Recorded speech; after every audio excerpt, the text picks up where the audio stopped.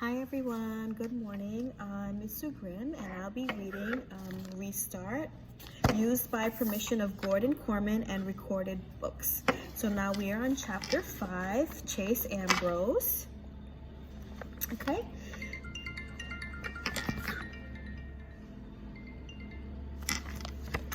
Every time I see a little girl, it brings me back to the one from my memory, the blonde girl with the blue dress trimmed with white lace. I'm not sure what that is. Maybe when you only remember one thing, it sticks with you. If only I could remember where I remember her from. I think of her again when I see the little kid on the monkey bars at the playground. It's my first day without the sling in more than a month, and since forever in a way, because I remember nothing from before the accident. I'm out walking, enjoying the freedom from the tight wrapping of on my shoulder. It feels fine, normal, and I need that after 2 weeks of school that were anything but normal. Is the last word to describe a place where you're a stranger in a strange land despite the fact that everybody knows you. That's when I recognize the girl scrambling all over the jungle gym. It's Helen, my half-sister. She's definitely high energy and really kind of cute. Crawling through tunnels, whizzing down slides, just as quickly climbing up again. She's a little too wild, especially up top. I guess she's too young to understand that falling on your head really runs in our family.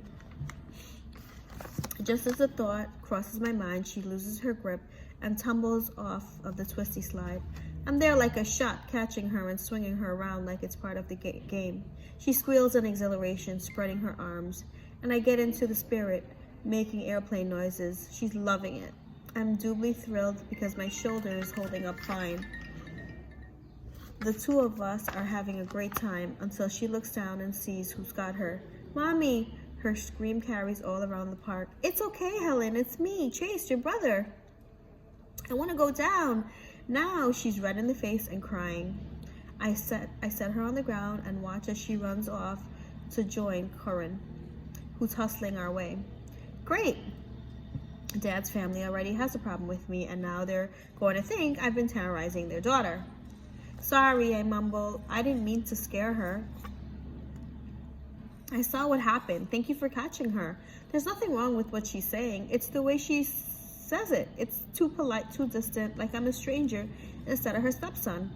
Helen has her face buried in her mother's sweater and refuses to look at me.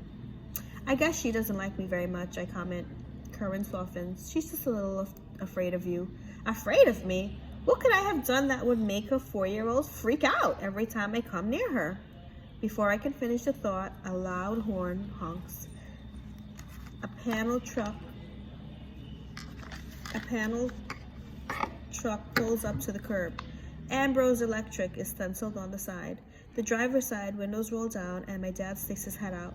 Fire up the grill at 5:30, Cor. I'm bringing home the biggest steaks you've ever seen. Vanessa, you have a food delivery. He catches sight of me. Hey, champ, what are you doing here? You're supposed to be at practice. I wave. Doctor's orders, remember? Your arm's fine. Yeah, pretty good. I point to my head. It's the concussion. He looks disgusted. Doctors, they'll keep you in bubble wrap the rest of your life if you let them. Well, how about dinner then? I'll bet you could use a good steak. You're not going to get your strength back on the rabbit food Mom's slinging at you. Thanks. Some other time. I hesitate.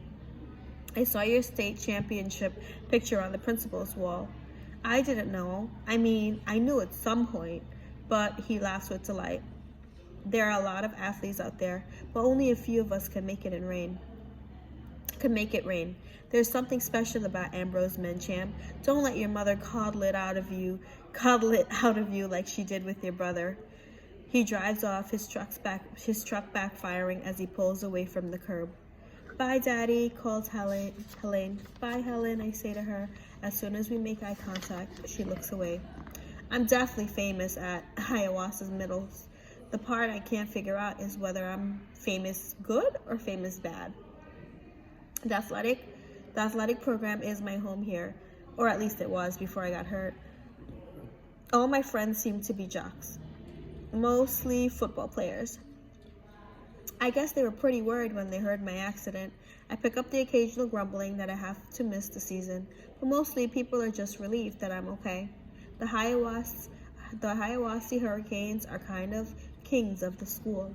It's pretty good. It's a pretty good role to come out of a coma and fall straight into. Since I'm the former captain, I'm almost like the king of kings. To be honest, though, it's hard to picture how I got along with them so well. They're loud, kind of obnoxious, and even though they're really tight, they spend a lot of time shoving and punching each other. Insults constantly fly between them. They probably don't mean it, but it can get pretty ugly. Was I like that too? When I was, me? Did I greet my closest friends by pointing out imaginary stains on their shirt so I could slap their faces? Did I insult their moms with their grandmothers and their grandfathers? Probably. Even so, that was then and this is now. I've lost a step. Maybe because of my concussion. I can't keep up with those guys anymore. Aaron and Bear shield me from the worst of it. Dudes, they'll say, dial it down. Our boy's injured. Or they'll step in front of me to absorb a friendly punch or forearm smash. I appreciate their help. It doesn't change the fact that I'm not the Chase I used to be. I almost wish they'd stop trying to protect me. I hate being weak. The other guys are treating me like I'm strong. I'm not. I get that. But maybe I can fake it until my strength comes back.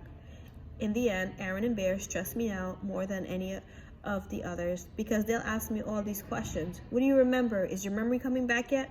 When does the doctor say that could happen? When will you be your old self again? Since I've got nothing else to offer them. I describe the one memory that I do have, the little girl in the blue dress. They listen with great conversation. And, Aaron prompts eye-wide. That's it? That's the only thing I remember? But who is she? Bear persists. Where did you see her? I shrug. I don't know. That's all I've got. They stare at me for a long moment and then both burst out laughing. I'm annoyed. It's not funny. Don't you think I'd tell you more if I had more to tell you? Do you know what the word amnesia means? Relax. Aaron puts an arm around my shoulders. We've got your back. Boys to the end. Aside from the football players, most of the kids act kind of odd around me. Conversations end when I enter a room. Faces turn towards lockers as I make my way down a hall. I get that. I get that the whole school's heard the story of my amnesia, and they're a little weirded out by me. But that doesn't explain everything. This one girl who's pushing a rolling cart of textbooks when she sees me walking next to her, her eyes just about pop out of her head. She spins away and slams into the wall of a doorway, alcove. Books go flying in all directions. She trips on one and starts to go down, so I grab her arm just to steady her. Then she really loses it. Don't! She squeals so loudly that we're in this instant center of attention. I'm mystified. Let me help you pick those up? No! And she's gone, practically running along the corridor, dropping even more books as she escapes. What did I do? I asked Aaron and Bear about it after school, and they treat it like the stupidest question ever. What do you care if a bunch of random nobodies don't like you, Bear demands. It's not that. I tell them. She was scared. Where did that come from? The two exchange a glance. Man, you really did lose your memory, Aaron comments. Come on, guys, talk to me. Bear is impatient. We don't have time. Why? I query. There's no practice today? We've got to be at Graybeard Motel by 3:30. What's the Graybeard Motel? We've still got 2 months left on our community service. Bear supplies. At the assisted living place on Portland Street, helping out with the geezers and the grandmas, not everybody's lucky enough to fall off a roof and get excused. I'm on community service. I may not remember much, but I know that community service isn't like getting attention at school. It's something you get ordered to do in court by a judge. I struggle to sound casual. The last thing I want to do is come across like a wimp to my two best friends. What did we do to get sentenced? I nearly choked on a word. To community service. It was no big deal, Aaron scoffs. We planted a couple of cherry bombs in the piano at the open house. It was awesome.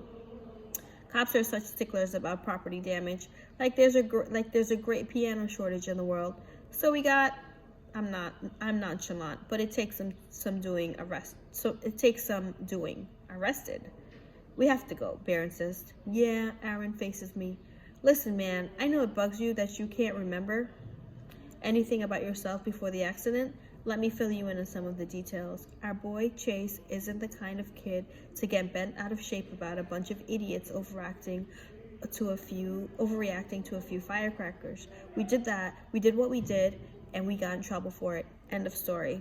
End of story, I echo. I'm speaking carefully, almost if I'm trying it on for size. I mean, nobody got hurt, so what's the big deal? Bear snickers. Yeah, right, nobody.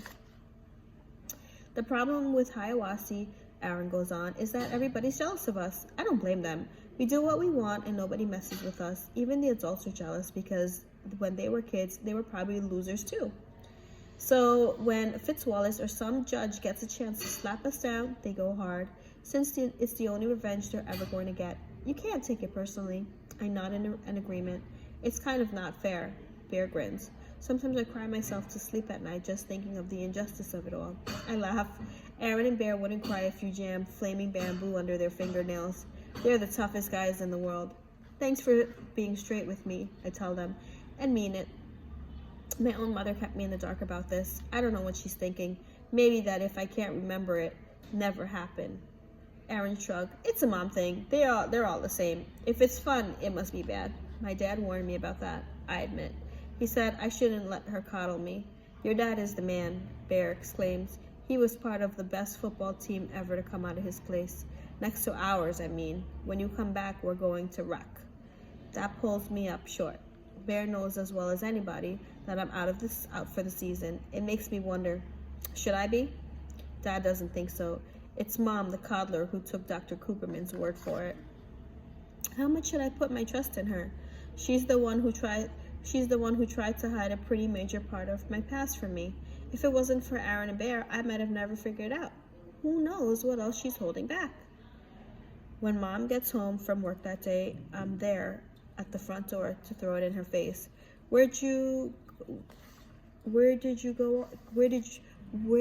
you get off? She looks totally bewildered. I forge on. You were so devastated when I got amnesia, but not too devastated to pass up a little editing job of my life. Editing job? Don't you think I have the right to know that Aaron and Bear and I were arrested for and sentenced to community service? She doesn't answer right away. She sets down her bag, shrugs out of her jacket, walks to the living room and collapses wearily into the chair.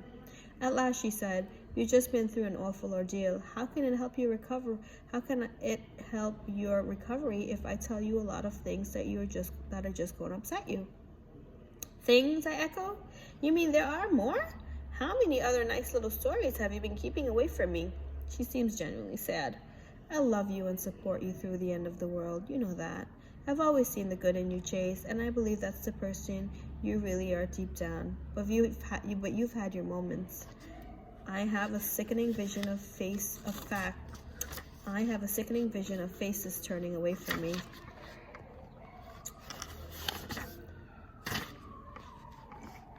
Of kids shrinking back at my approach, fear in their body language. I think of the crazy girl who was angry enough to dump a tub of frozen yogurt over my head. What if she wasn't crazy at all? What if I deserved it? Then I think back to the conversation with Aaron and Bear. There are two sides to every story, and Mom is taking the opposite one. But that shouldn't surprise me. Her kid got in trouble, major trouble. If the community service is any indication, okay, it wasn't a very nice thing to do, I admit. But I don't understand why the school had to make such a big deal out of it. She stares at me. How can you, of all people, say that after everything that happened? Maybe because I don't remember everything that's happened. I shoot back. They were firecrackers, not grenade. It was a prank. My mother's expression becomes hard.